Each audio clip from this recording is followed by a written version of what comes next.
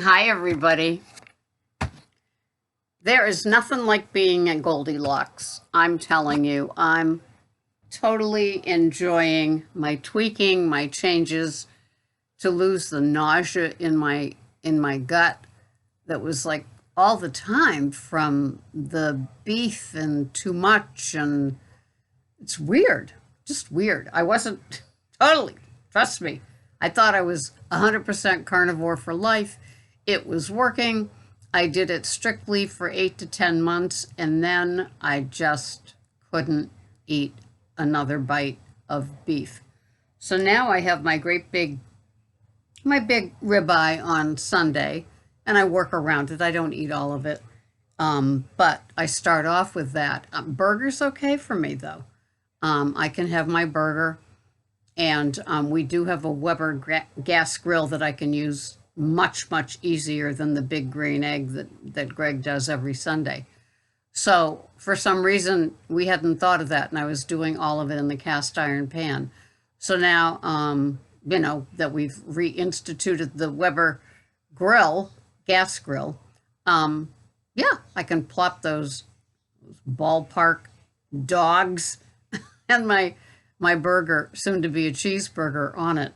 Oh, by the way, my name is Sarah, and this is Pearls of Wisdom and Food with Keto, Carnivore, Carnivish, and it is June 2020. And here we are doing what we do, just living the dream. I mean, June is a really nice month. Massachusetts is still in partial lockdown, although the restrictions they put on you, I don't think I'd be going to a restaurant at this point. Anyway, not that we ever do. We eat all our meals at home. We are an OMAD couple. Greg is standard American diet, and I'm not. I learned the fine art of squinting many years ago when we began living together because he's got an enormous appetite for sugar. And I'm not about ready now at his age of 66. I'm the older woman to work on him to give up sugar. His blood test, his labs come back fine. Wouldn't you figure? And I'm the one still being beat up about my cholesterol by the mainstream doctors that don't think that they ever need a refresher course as long as they're pumped filled with goodies and incentives from the statin companies. Did I say that? Am I bitter, cynical, and jaded about things like that? No, no, no, no, no. Otherwise, my labs are fine. It's changing the minds of all of the medical professionals that I've had to see over the years that just are still stuck in 1980 data, data, and they need to get smarter about their data so we can be left alone. So anyway, I've been doing lots of tweaks on my food plan, and it's been working out okay. I'm kind of surprised at it. The black coffee came as a surprise, although I may try one more experiment with Greg's light cream, because I was a heavy whipping cream, of course, as most of us are in low carb, high fat, and carnivore, and then switched over to the keto unsweetened non-dairy creamer, and then that began to leave that yucky taste in my gut and mouth, like a lot of things did. And yeah, it's so interesting to have a palate change. Have you had a palate change in your journey here with low carb, high fat, keto under so many grams, then under so many grams, then under so many grams, to carnivore, to carnivish? Have you noticed palate changes, things that you could eat and never get tired of? There is one pickle, Goldilocks, snowflake, bestie that I have here, and she would have a tuna salad for, her OMAD on a bed of something. And so she would mix it all up and have it every day. No big deal, same ingredients.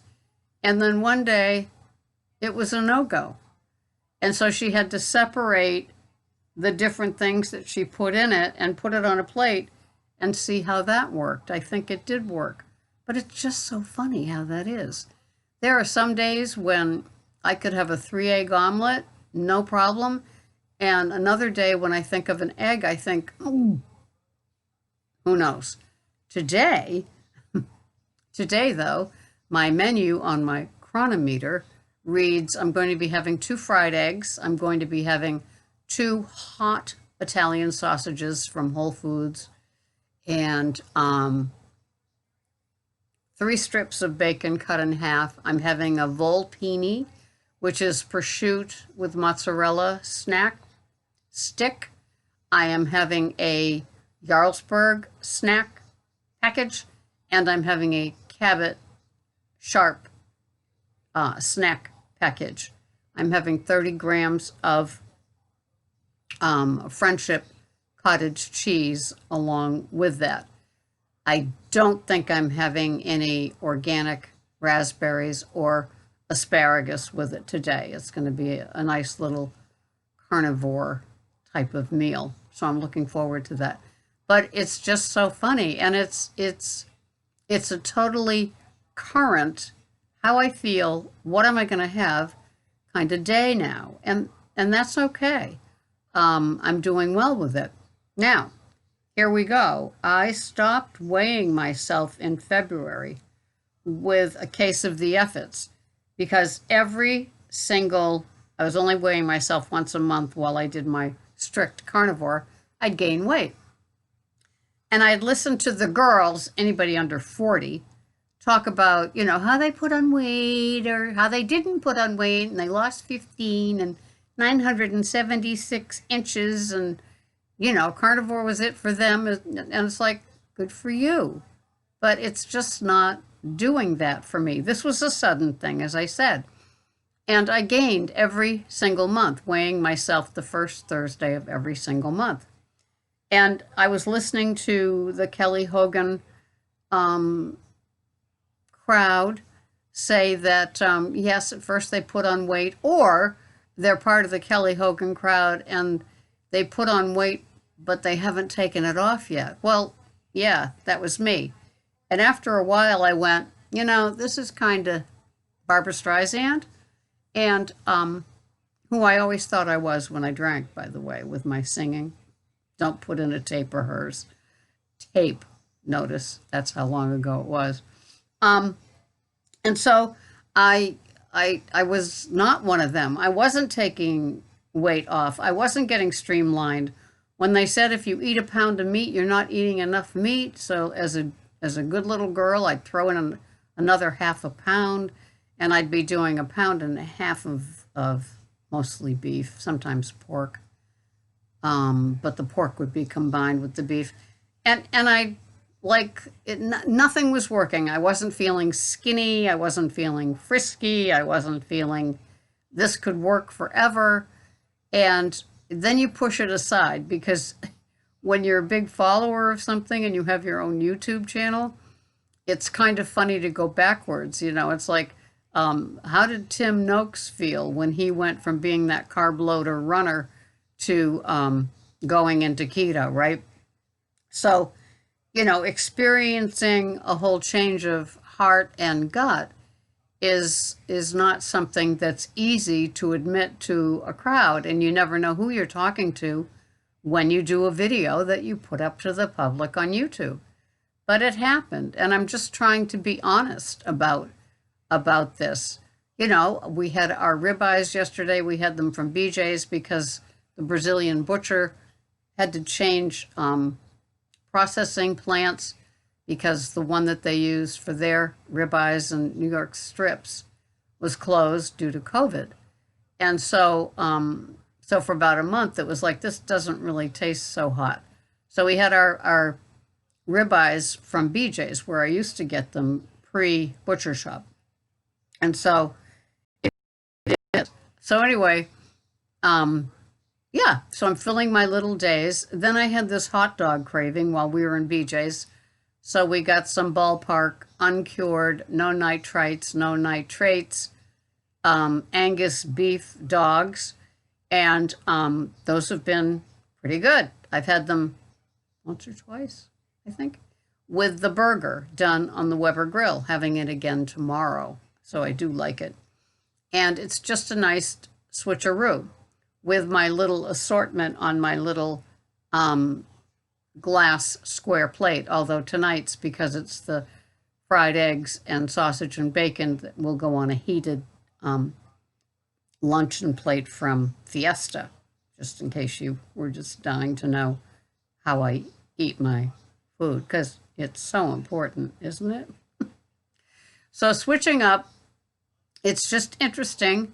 I know a few of my older gal pals have done strict carnivore, and they've also gone back to a carnivish with some things like lettuce and tomato served with one of their burgers.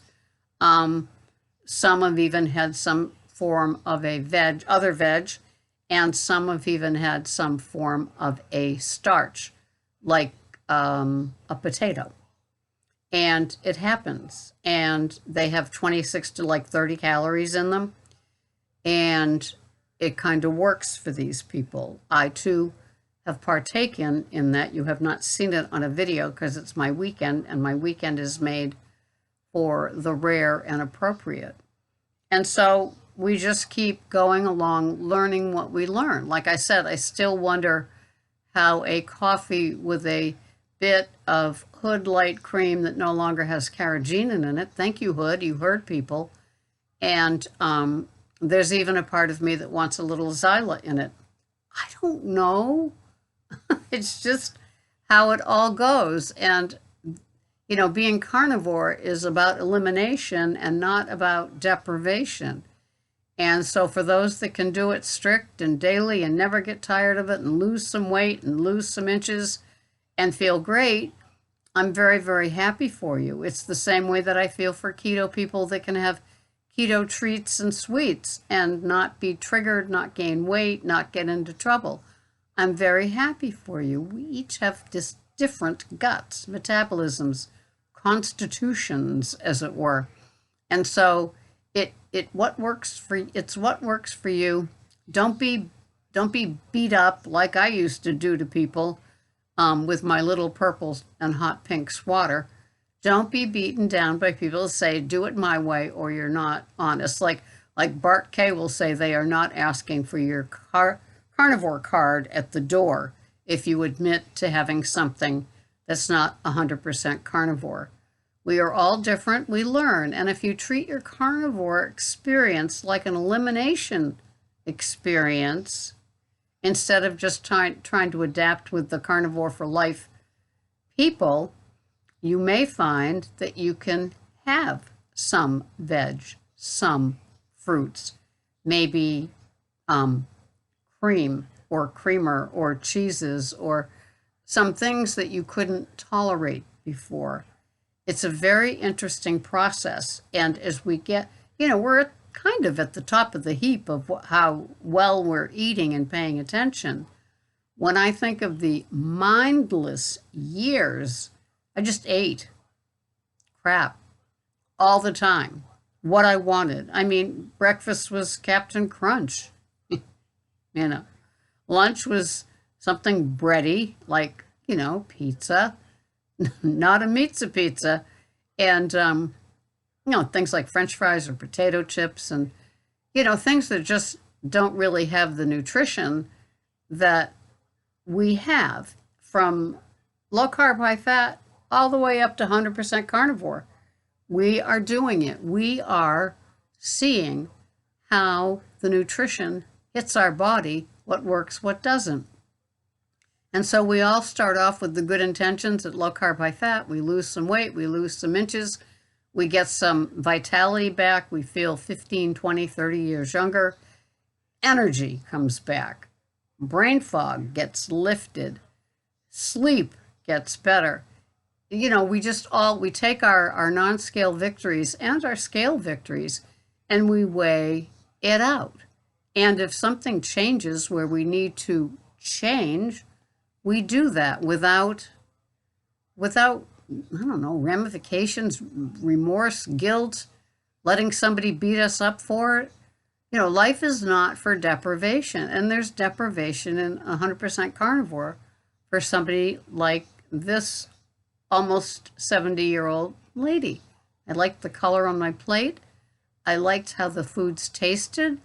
I'm telling you, to have those 4 little raspberries that weighed 18 grams, I was in heaven. And it felt good. And I didn't feel like I was getting into, huge trouble with oxalates having 4 itty-bitty little raspberries or 3 asparagus spears that were 5 inches long.